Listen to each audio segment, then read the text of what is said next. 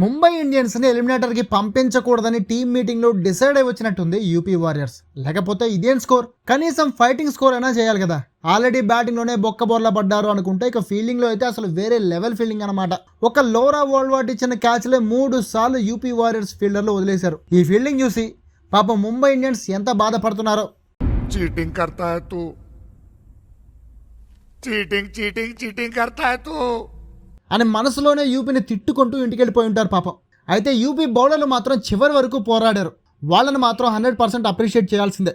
బ్యాటర్లు కనీసం ఇంకో 20-30 runs extra కొట్టి ఉన్న మ్యాచ్ గెలిపించేసేవాళ్ళు బౌలర్లు. అంటే ఈ మ్యాచ్ యూపీ ఓడిపోవడానికి కారణం ముఖ్యంగా బ్యాటర్లు అన్నమాట. సో వాళ్ళ గురించి స్పెషల్గా చెప్పుకోవాలి. నేను మ్యాచ్ ప్రివ్యూ వీడియోలో ఏదో మాట వరుసకి 50-60 రన్స్కి ఢిల్లీని రిస్ట్రిక్ట్ చేస్తే యూపీ గెలవచ్చు అనంటే ఆ మాటని సరిగ్గా వినకుండానే సీరియస్గా తీసుకున్నట్టుంది యూపీ వారియర్స్. ఢిల్లీని రిస్ట్రిక్ట్ చేయమంటే ఢిల్లీకే 123 టార్గెట్ ఇచ్చి మ్యాచ్ పువ్వుల్లో పెట్టి మరీ వాళ్ళ చేతిలో పెట్టారు.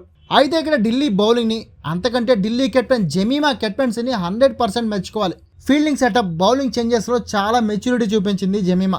ఎప్పుడు ఓపెనింగ్ బౌలింగ్ మరియానా క్యాప్తో వేయించే జమీమా ఈసారి ఇన్నోవేటివ్గా ఆలోచించి షినెల్లే హెన్రీకి బాల్ ఇచ్చింది.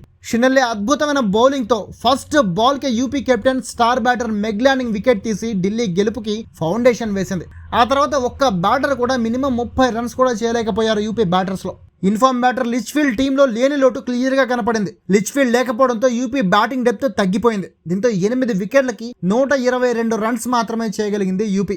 ఢిల్లీ బౌలర్లలో మరియానా క్యాప్ 3 వికెట్లు, షినెల్లే హెన్రీ, శ్రీచరణి చెరో 2 వికెట్లు తీసుకున్నారు. నెక్స్ట్ 123 టార్గెట్ తో చేసింగ్ దిగిన ఢిల్లీకి రెండో ఓవర్లోనే ఇన్ఫార్మ్ ఓపెనర్ లెజిల్లీని డియాండ్రా డాటిన్ అవుట్ చేసి బ్రేక్ ఇచ్చింది. కానీ ఆ తర్వాత Laura Wolvaardt, Shafali Verma wicket పడకుండా కాపాడుకుంటూనే చిన్నగా ఇన్నింగ్స్ బిల్డ్ చేసి స్కోర్ బోర్డు నడిపించారు. దీనికి తోడు లారా ఇచ్చిన 3 ఈజీ క్యాచ్లను యూపీ ఫీల్డర్లు వదిలేశారు. ఈ డ్రాప్ క్యాచ్లే యూపీని బాగా దెబ్బకొట్టాయి. 3 లైఫ్ల తర్వాత లారా రెచ్చిపోయి బౌండరీలు బాధేసింది. 47 రన్స్ చేసి హాఫ్ సెంచరీకి కొద్ది దూరంలో లారా అవుట్ అయింది. అయితే లారా అవుట్ అయిన తర్వాత క్రీజ్ లోకి వచ్చిన జమీమా చివరి వరకు క్రీజ్ లో ఉండి మ్యాచ్ ని గెలిపించుకుంది. షఫాలి వర్మ 29 రన్స్ కొట్టి అవుట్ అయినా, ఆ తర్వాత మరియానా క్యాప్ డకౌట్ అయినా జమీమా మాత్రం 18 బంతుల్లో 34 రన్స్ తో కాన్ఫిడెంట్ గా ఆడుతూ చివరిలో 2 వరుస బౌండరీలతో విన్నింగ్ నాక్ ఆడి టీం ని గెలిపించుకుంది. దీంతో 18.4 ఓవర్లలోనే 5 వికెట్లు పోగొట్టుకుని టార్గెట్ ని చేజ్ చేయడమే కాకుండా ఎలిమినేటర్ లోకి ఎలిగెంట్ ఎంట్రీ ఇచ్చింది ఢిల్లీ. ఇక ఢిల్లీ గెలుపుతో WPL హిస్టరీలో first time Mumbai Indians group stage నుంచే టోర్నీ నుంచి వైదొలిగింది. అలాగే వరుసగా 4వసారి ఢిల్లీ ఎలిమినేటర్ చేరింది. ఈ విజయంతో మంగళవారం గుజరాత్తో ఎలిమినేటర్లో తలపడబోతోంది. మరి ఆ మ్యాచ్లో కూడా ఇదే రేంజ్లో ఢిల్లీ రెచ్చిపోతే గుజరాత్ని ఓడించి ఫైనల్లో కూడా చేరుకునే ఛాన్స్ ఉంది. మరి ఢిల్లీకి ఆ పవర్ ఉందా లేదా అనేది ఆ మ్యాచ్లో చూడాలి.